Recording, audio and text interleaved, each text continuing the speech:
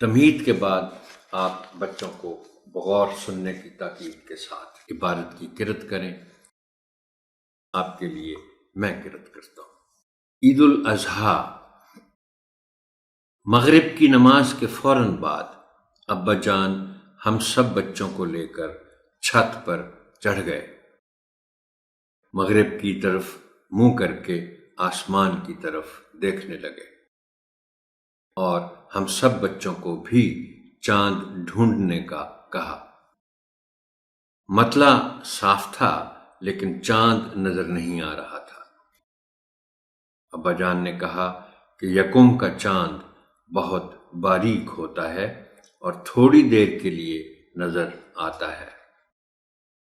ان کی بات کے دوران اچانک امی جان نے بلند آواز سے کہا، مبارک ہو، عید کا چاند نظر آ گیا۔ سب نے کہاں کہاں کی رٹ لگائی تو امی جان نے ایک طرف اشارہ کیا۔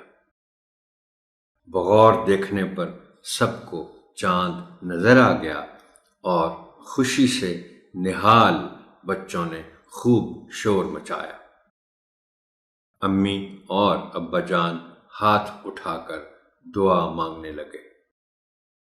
سائرن بجنے لگے اور مسجدوں میں چاند نظر آنے کا اعلان ہونے لگا۔ نیچے صحن میں آ کر ہم سب نے دادا جان اور دادی جان کو یکم ذی الحج کی مبارک دی۔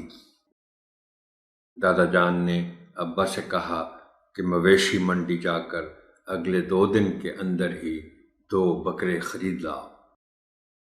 چند دن بچے بھی بکروں کو چارہ ڈال کر اور گھما پھرا کر خوش ہو جائیں گے۔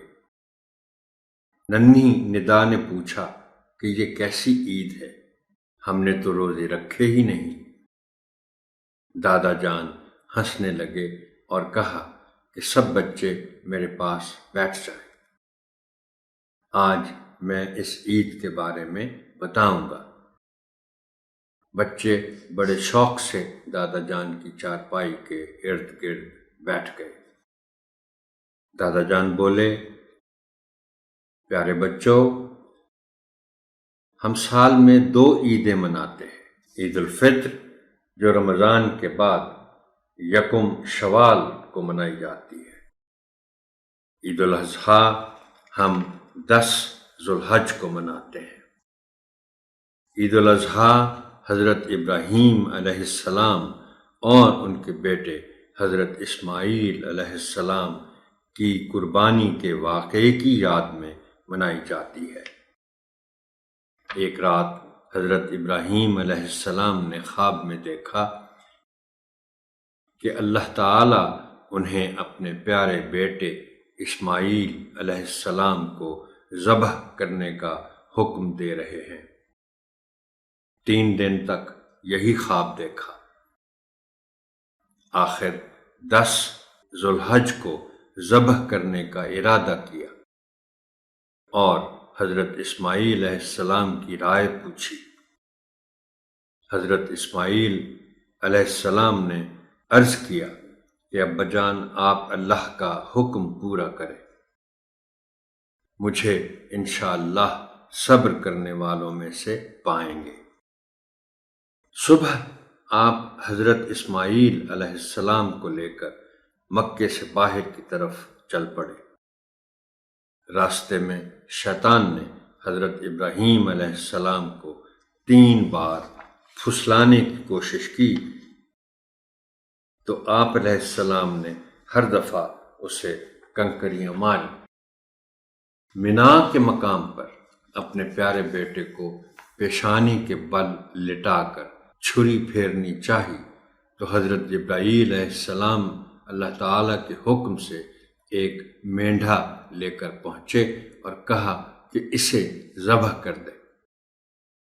اللہ تعالیٰ کو حضرت ابراہیم علیہ السلام کی یہ قربانی اور فرما برداری اتنی پسند آئی کہ قیامت تک 10 ذو الحج کے دن تمام صاحب حیثیت مسلمانوں کو سنت ابراہیمی پر عمل کرنے کا حکم دیا۔ پھر دادا جان نے یہ بھی بتایا کہ قربانی مینڈھے کے علاوہ بکرے، گائے، بیل اور اونٹ کی بھی کی جاتی ہے۔ عید الاضحیٰ 3 دن تک منائی جاتی ہے۔ بچوں نے دادا جان کی باتیں بڑے شوق اور سکون سے سنی۔ ابا جان اگلے ہی دن 2 موٹے تازے اور صحت مند بکرے لے آئے۔ ان کے رنگ سفید تھے، گلے میں رنگین موتیوں والے پٹے تھے جن کے ساتھ رسیاں بندھی تھیں۔ بچے روزانہ صبح جلدی اٹھ جاتے، ان کو چارہ اور پانی ڈالتے، شام کو محلے کے بچوں کے ساتھ ان کو سیر کروانے لے جاتے۔ ابا جان نے کسائی کا بندوبست پہلے ہی کر رکھا تھا۔ عید والے دن لوگ صبح ہی اٹھ گئے تھے، نہا دھو کر جلدی جلدی تیار ہوئے اور ابا جان کے ساتھ جامع مسجد پہنچ گئے۔ عید کی نماز کے بعد سب کو بغل گیر ہو کر عید کی مبارکباد دی۔ گھر آ کر ناشتہ کیا، اتنے میں کسائی آ گیا۔ کسائی بہت ماہر تھا، بکرے ذبح کر کے گوشت بنایا۔ بکروں کی کھالیں ابا جان نے ایک رفاہی ادارے کو عطیہ کر دی۔ دادی جان نے گوشت کے پیکٹ بنائے اور زیادہ تر گوشت غرباء میں تقسیم کیا۔ رشتہ داروں اور ہمسایوں کو بھی بھیجا، کچھ گھر میں بھی رکھا۔ دوپہر کے کھانے میں امی جان نے کلیجی، پلاؤ اور گوشت کا شوربہ بنایا۔ اگلے دن ابا جان نے چچا جان اور پھوپھی جان کے گھر والوں کو دعوت پر بلایا تھا۔